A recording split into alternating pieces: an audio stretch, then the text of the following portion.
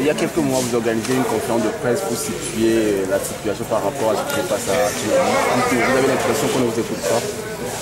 Merci. Il faut vous dire qu'aujourd'hui, 3 mois après la promesse de la Banque mondiale de pouvoir s'offrir sa médiation entre la CEB et les populations du canton d'Antinédi, c'est de la désillusion totale. Il n'y a pas eu de rencontre jusqu'à ce jour. Nous avons estimé quand même qu'il est temps de pouvoir rompre le silence et de dénoncer la Banque mondiale et de projeter des actions à mener dans le futur. Alors pourquoi dénoncer la Banque mondiale et puis les autorités? Quelles sont les responsabilités pour les autorités? De toute façon, le barrage de Nangbeto a été financé par la Banque mondiale et il est normal qu'elle sache ce qu'elle doit faire pour que ces populations puissent en profiter. Si elle ne l'a pas fait, je crois qu'elle est responsable. Et le barrage de Nangbeto étant sur le territoire togolais, il revient aux autorités togolaises de pouvoir garantir les droits de ces populations. Et si l'État togolais n'a pas fait, l'État aussi est responsable. Et aujourd'hui, nous estimons que et l'État et la CEB sont responsables de la misère de ces populations. Voilà, justement, depuis 30 ans, que réclament les populations d'Antinédi? Nous ne cessons de le dire. Le canton d'Antinédi a été un canton paradisiaque, comme les gens l'ont dit. Mais aujourd'hui, le canton là n'est plus rien.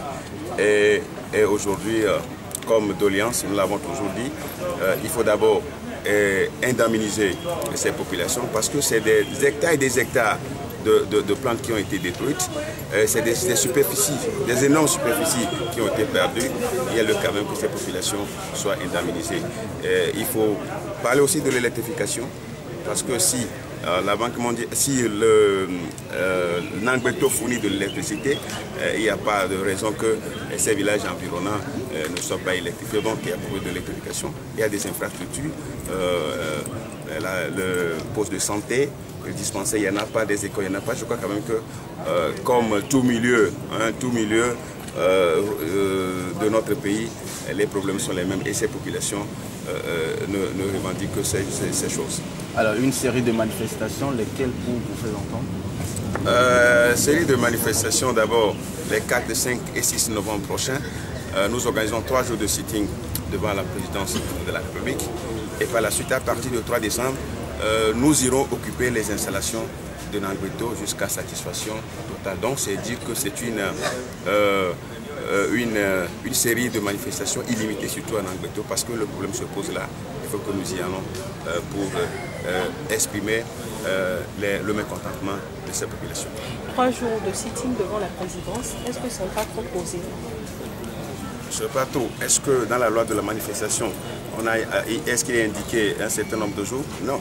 Je crois que la loi est là et il faut que nous la mettions en pratique. Donc nous estimons que nous sommes sur un terrain de lobbying. 3 jours pour nous, c'est ce qui est normal pour que si raison hier, le gouvernement puisse l'entendre. Merci beaucoup. Merci.